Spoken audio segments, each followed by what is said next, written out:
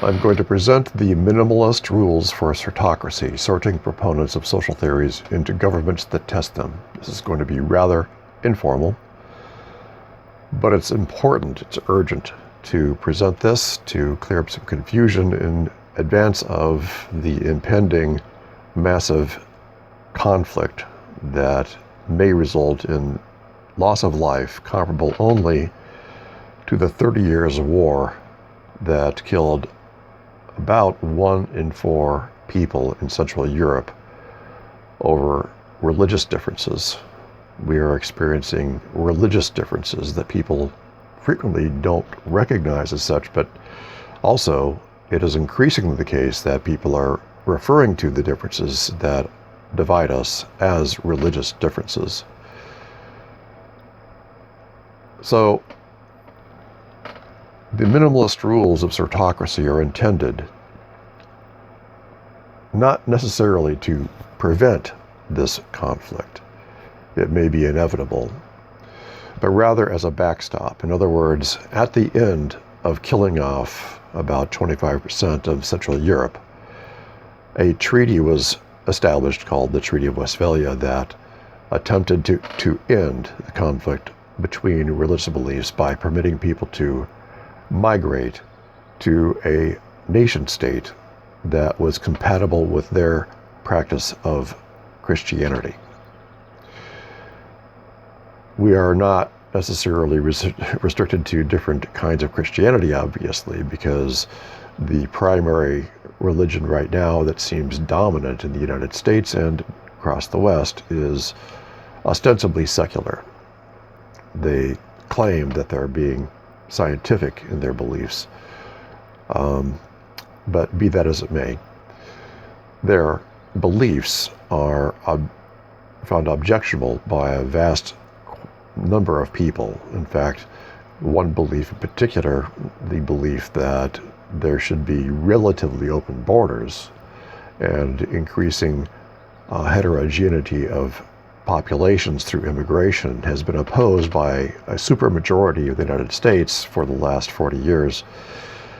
Over 90% of people opposed increasing immigration rate over the period of time that it was steadily increasing. And so this is a situation in which a small minority of the population had a belief that they were able to impose on the rest of us as a matter of morality almost. They would phrase their defense of this imposition in moral terms, and they succeeded in imposing it. So it was actually a supremacist theocracy in a sense.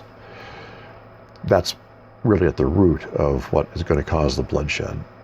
And the minimalist rules of sortocracy are a treaty regime that updates the Treaty of Westphalia to try to prevent the outbreak of wars between nation states that has been used to vilify nation states by the likes of clergy and the excuse to impose the European Union, which then proceeded to import massive numbers of people against the will of the populations that were being displaced and indeed attacked by the effective result of the clergy plan. Having said all that as motivation, I'm going to now present what I hope would be adopted as a treaty regime that improves on the Westphalian treaty regime once we've gone through this period of bloodshed, which is at present looking like it's inevitable.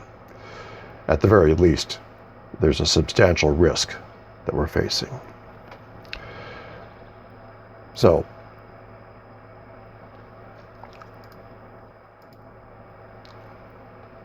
the minimalist rules for sortocracy start with rule number 1. Sortocracy recognizes all states have legitimate power to control the presence of individuals on their respective territories. This includes exclusion or exile of anyone for any reason whatsoever.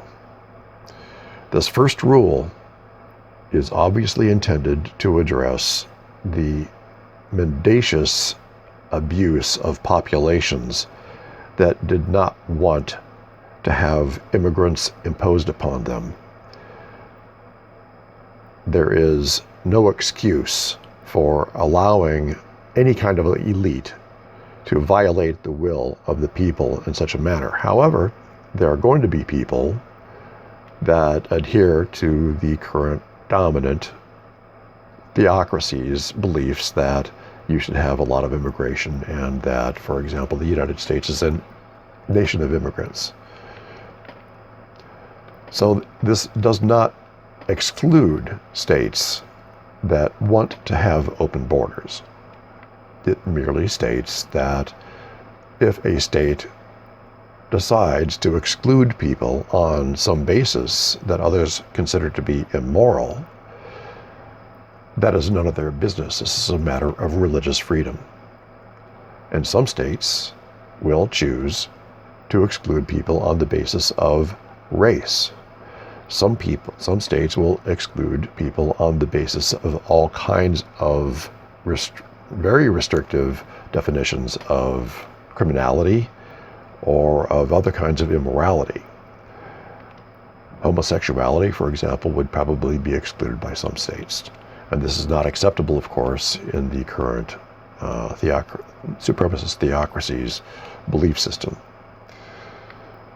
And this is what we're going to have a war over. This is why many, many people are going to die. Primarily the people who support the current supremacist theocracy's belief system are going to die, because they are concentrated in the urban areas that are very vulnerable to having their life support systems turned off. So it's not going to last 30 years, but it may be that the rate of deaths are exceedingly high. And at the end of that time, we need to find some way of accommodating the people that are still alive, that still believe that it's important to have relatively open borders and a high degree of contribution of foreigners of various races, etc., to their human ecologies that they prefer living in. So the first rule does not exclude anybody who wants to have any kind of belief about immigration. They can have whatever belief they want. And this is a way of bringing peace to this impending conflict that's being triggered by the egregious and mendacious use of immigration against the will of massive numbers of people.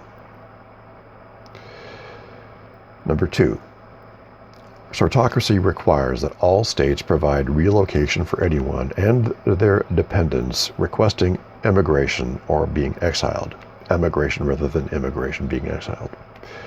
This does not necessarily include relocation of capital assets claimed as so-called property by those relocating. So-called property rights are defined by the states themselves, not by Sortocracy. Their dependents include any children that have not been given up for adoption. This is elimination of prisons and elimination of slavery. The restriction on the power of states to keep prisoners is necessary so that we can get to a state where the individual is determining the makeup of nation states by individual choice. The individual consents to being in prison, perhaps, as a way of continuing to be a part of a polity or a part of a state.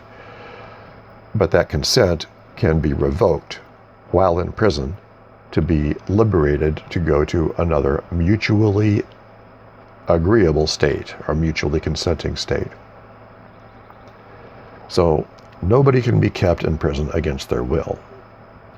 However, nor can they be expected to be admitted to any other state. They may be excluded from a large number of states. If, for example, they're a murderer, it's likely that many states are going to simply exclude them. And there's going to be backstop to all this I'll get to later on. But the point is that if you have a very objectively identifiable way of determining whether someone's human rights are being violated, it reduces what's called the argument surface, the legalisms that people get into in trying to promote their particular interpretations of laws or agreements, or in this case, treaty regime language. It's really easy, or relatively easy, to determine whether someone is being kept against their will, so long as they can be interviewed or otherwise communicated with. There are going to be cases, of course, where a state will hide the fact that they're imprisoning someone, and this could go on for some time, but eventually it will get out that they're engaging in this kind of behavior, and other states in the treaty regime will at that point have information that can lead to their own sovereign determination of whether they need to attack and liberate people who are being kept against their will, that other states might welcome as part of their own polity. Property rights are something that is built upon territory.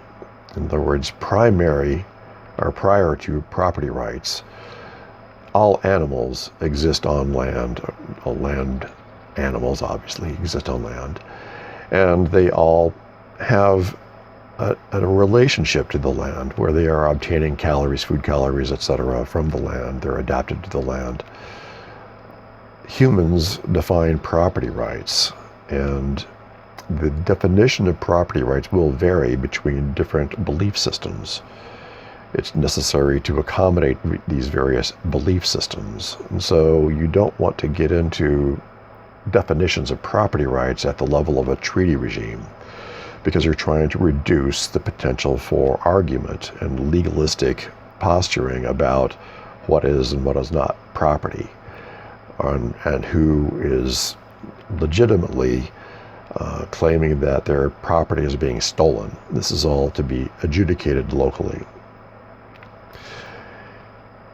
Regarding dependents, including children that have not been given up for adoption, this is likely to be somewhat controversial given the fact that we currently have a problem where if someone's being abusive to their child, other people want to intervene and liberate the child from what is in effect imprisonment by their parents.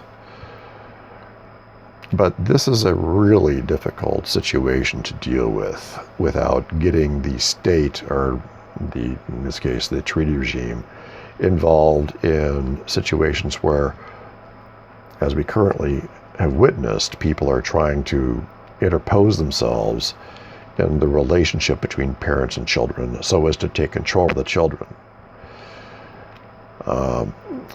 This gets to the point where some children are taken from their parents by child protective services and then put into foster systems that are not properly vetting the foster parents. And this can actually go further than that, to the point where you've got a state that has a foster care system that's actually right up there with child trafficking. So, again, appealing to the primary role of nature in these relationships of people. The parent-child relationship is prior to society. In other words, you can have a parent-child relationship in nature without any other people around. The parent would be providing food and shelter and protection and discipline and training to the children, and this is not necessarily in conjunction with any other people. This kind of relationship has another aspect to it that people need to pay attention to, that corresponds also to the first rule about border control. There's a principle in evolutionary medicine that describes the evolution of virulence. In other words, if a pathogen, a virus, bacteria, etc., is able to infect a body and then reproduce and go to another body, after it has destroyed the current body, it tends to become careless about the way in which it interacts with the bodies it's infecting. The same thing happens with things like ideas, culture, beliefs. If you have people coming in and imposing their beliefs on the parent-child relationship, it opens the door for virulent beliefs to come in and exploit people, turning them into de facto slaves, serving the people who are promulgating those beliefs. And those people promulgating those beliefs can then suck the life out of families and then proceed on to other families to consume their life force. So the possibility of parents protecting the parent-child relationship, including the transmission of beliefs and training, etc., is one in which the costs of those beliefs are contained within that particular bloodline, that particular culture. And so you have less of a possibility of there being a virulent belief that continues on and promulgates without restriction, because it will be self-restricting. If it's a bad belief that does not uphold life, then the bloodline and the ability to transmit the belief will terminate by itself with minimum external damage. Giving children up for adoption is problematic here, obviously, but there are situations in which that has to happen. And at that point, the sovereign rule over the children is transferred from the natural parents to the adoptive parents. If a natural parent is leaving a jurisdiction or leaving a state and has already given up a child for adoption, it's not legitimate at that point to claim that the natural parent is part of the vertical transmission of beliefs, vertical transmission being the way in which symbiotic or benign beliefs are transmitted from generation to generation. So they no longer, once they've given up for adoption, there is no longer a legitimate demand that they be able to take the children with them. Now, this is a point of argumentation that's problematic, as is any kind of point of argumentation. But nevertheless, it is something that is widely recognized across many cultures that there can be adoptions and foster relationships that are voluntarily entered into by the parents. Number 3, Sortocracy grants states territorial value in proportion to a census of their members. Sortocracy issues cash flow to states for territorial rent. This money is backed by territorial value. States then competitively bid to rent territory from Sortocracy. This item is the place where the Treaty of Westphalia failed and resulted in wars over territory between the nation states that were defined by the Treaty of Westphalia. These wars then gave rise to arguments by the likes of Kalergi to establish the European Union to reduce the wars between nation states. In fact, gave nation states a bad name and nationalism a bad name. Of course, this kind of reaction to nationalism has turned out to be worse than the wars that we experienced, even World War I and World War II. It's worse because not only is the, for example, European Union being used to reduce the fertility of the people of Europe and the various nation states of Europe, the demographic vacuum that's being created by this reduction in fertility is being filled by foreign peoples that are proclaimed to be the betters of the people of Europe, if not, in the extreme case, but even if not, it is seen as being some kind of a necessity, an economic necessity, and therefore you should not complain that not only are your people being destroyed, but that they're being replaced, which is worse, because if you're simply being destroyed, once the destruction ends, then you can repopulate with your own people. But if the genocide is followed by replacement, then you can't. Especially if you don't even have, what the Native Americans had with reservations. In the United States, the nation of settlers is not permitted reservations even, and it is being so replaced. Now let's get into the idea of cash flow in terms of money backed by territorial value. This is not to be thought of as a normal monetary regime. The money that's created is strictly for the reallocation of territory between states. It never enters into the hands of individuals. It is not used to purchase anything except for a time of occupation of territory by states.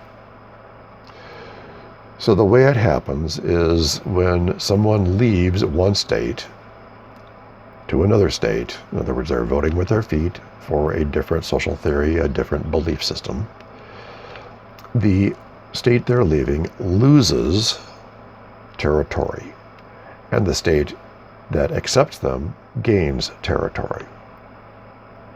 The way in which the territorial transfer occurs is by a recognition that, first of all, there is a change in population number between the different states, and that the state with more population has more of this cash to bid for territory. And the bid for territory is not a purchase of territory, it's a rent of territory. It's a rent, for example, like a land lease. Now it can be argued, this is a point where it's not being specified, how long a lease is for. And so one could argue that, say, a lifetime rent is something that it has traditionally been permitted in places like, for example, Mexico will permit Americans to move to Mexico and lease land in Mexico for 100 years. A lifetime is a span of time for a land lease that is recognized because people will want to have sort of a lifetime lived on a piece of land. At the end of their life, then whatever improvements or changes have been made revert back to the state from which they've leased the land. In this case, there will be arguments about what the terms of the lease should be, because states are different from individual people in terms of how long they live. States can live for a long time, and they may want to put in fixed improvements that may be longer lived than a single lifetime. On the other hand, there are reasons to object to that kind of long-term lease, but this argument between the various states about how long leases should be granted has to be worked out through negotiation and interpretation of the best intent of this point, which is to reallocate land between states without violence. As long as it's understood that that's the point here, that people are going to move between states based upon their preferences for the way those states are run, and this frees individuals to vote with their feet in a way that is more powerful than any Bill of Rights and simpler than any Bill of Rights. And all the complications of a judiciary that interprets what those rights mean and imposes those interpretations down at the local level. We're eliminating all that with people voting with their feet and reallocating territory, which punishes in the most severe manner states that have bad ways of dealing with their citizens, and rewards in a very substantial way states that operate in a way that is consistent with the consent of their people. Number 4, individuals qualify for admission to Sortocracy under one of two conditions. 1, inheritance. For example, an ancestor of a child may will his membership to a descendant. Or number 2, territorial acquisition. A state admitting an individual as a new member of Sortocracy must add territory to Sortocracy equal in value to a member's territorial rent. So let's go over this in detail. First of all, if you simply have more and more people being admitted to Sortocracy by some state, that state can start to crowd out other states simply by virtue of the fact that they're admitting more and more people. So the two conditions, first of all, the first one, inheritance, is recognizing that when someone passes away, the power of territorial rent is decreased in that state. And that person may will his membership to a descendant, in other words, an offspring that is born into the state. Number 2, territorial acquisition occurs when a state has a great deal of fertility. It's producing a lot of people, and as a result, it's getting more and more territorial rent stream to have more territorial acquisition within Sortocracy. A state that is increasing its population by adding a new member to the range of all people in Sortocracy has to acquire territory from outside of Sortocracy to compensate the rest of the states for the additional power that it's acquiring by either having higher fertility or by importing immigrants. And that amount of land value must be equal in value to the territorial rent of an individual as they currently exist in Sortocracy. So this is a situation where Sortocracy will be taking land from entities, I'll put it that way, outside of Sortocracy. And in that respect, Sortocracy can be viewed in a sense as being supremacist. On the other hand, supremacy is something that operates at a level where you need to compare this kind of supremacy to the other kinds of supremacy that operate in the real world. If you have various entities out there that are not respecting the power of individuals, the natural right of individuals to territory, and what I mean by natural right is, kind of qualify that. I mean, a natural right of an individual to territory is usually individual on individual force, fighting over territory. It's only when you have groups forming that you have something that can be considered unnatural, where they're making what amounts to social contracts to have militaries. If you have organizations or entities that do not recognize the right of individuals to territory, even if those individuals by themselves could have, in the state of nature, acquired territory, you really have to question whether those entities are less supremacist than what Sortocracy is promoting here. So what I'm saying is that Sortocracy is minimal supremacy.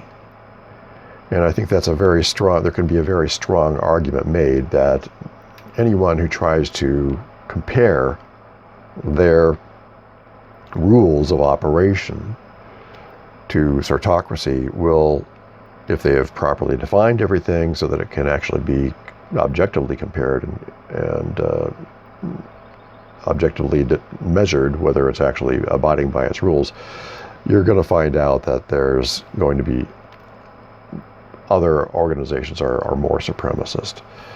And so this idea of acquiring territory from regimes outside of Sortocracy is merely recognizing that there are no existing polities that are less supremacist than Sortocracy. And so people who are supporting those more supremacist regimes can have their territory taken by Sortocracy. If they want admission to Sortocracy, they can seek admission, and that admission has to go to states that mutually accept them, and then those states have an obligation to acquire territory in proportion to the number of people that they admit in that manner. Number 5. If no other state will accept a relocating member, at least one state of nature must be set aside for such members, in which human group selection is suppressed by rules enforcing individual sovereignty, including death penalty and deadly natural duel as nature's preferred dispute processing of last resort. Number 5 is a recognition that, for example, number 1, where anyone can be excluded or exiled for any reason whatsoever by a state, can result in, for example, someone who's maybe a mass murderer or someone that is just simply not acceptable to any state under any circumstances. Those individuals need to be dealt with in some manner. And since there are no prisons in Sortocracy, yet there will be people who are excluded from all states, what do you do with them? Well, you can kick them out into the regime outside of Sortocracy. But in the event that Sortocracy ends up controlling all territory in the biosphere, obviously there would have to be something done with them. Do you simply kill them? That's not the way in which it is best to deal with such people. Such people are operating as what might be thought of as complete egoists. They have no regard for other people, and those people need to be put into a state of nature where their egoistic approach to individualism excuse me, is accommodated as it would be in nature. There may be other people who actually prefer to live in that environment, and they could voluntarily go there and voluntarily leave if a state wanted to accept them. But in that situation, since those people could not be excluded, there would have to be some way of dealing with them that may include killing them. And also, one has to recognize that nature itself is undergoing a mass extinction event. This mass extinction event is due primarily to the fact that humans can form these agglomerations called societies that are more powerful than natural ecosystems. Individuals are vastly less powerful against nature and are much more compatible with nature. In fact, the originator of the term biodiversity, E.O. Wilson, has been promoting a system he calls half-Earth, where he wants to have half of the Earth reserved for nature preserves, so that biodiversity can be preserved. Sortocracy doesn't specify the percentage of the biosphere to be preserved in this manner. What it does is specify that there must be nature preserves, and that people admitted to the nature preserves have to live in such a manner that they cannot form the kind of societies that E.O. Wilson, for example, has determined are incompatible with biodiversity. Having said all that, the ultimate state of exclusion reflects the natural restrictions on population control, on population growth, that result when people have to fight over food. They have to fight ultimately over mates and other life-sustaining and life-perpetuating resources. Those fights are to the death. Death is part of nature. It's part of the selection regime. If we want to avoid the world becoming nothing but a womb war, where female choice of who gets into the next generation via the womb determines all, then we need to have at least some place that permits men to exercise their sovereign power, which is to exclude from the next generation those primarily men that they perceive as unworthy of continuing into future generations. This is a very deep tradition that is in fact at the basis of sex, going back at least 600 million years to the origin of the Cambrian explosion of life and what's called male individual intrasexual selection. In other words, male competing with male on an individual basis to sexually select from the next generation the genes that will make it into the future. This 600 million year tradition is far deeper than the gang formation that occurred around 6 million years ago with the chimpanzee human last common ancestor. This gang formation was enabled by the development of a high number of neurons in the hominin line that permitted them to engage in conspiracies where you could have weaker individuals ganging up on a stronger individual and excluding that stronger individual's genes from making it into the next generation. This kind of exclusion from the next generation has very serious problems because it starts to evolve group organisms that are incompatible with sex itself. And that's one of the problems that we're starting to see with civilization, is it's starting to engage in the mutilation of sex for the purpose of creating group organisms where the individuals can effectively be sterile worker castes that serve the reproductive viability of a fertility elite that may or may not be a power or monetary elite, but simply able to benefit from whatever the social structures are that have been created by the group. The ultimate result of this would be, for example, a society in which you have machines that have artificial wombs that allow females to avoid the pain of childbirth.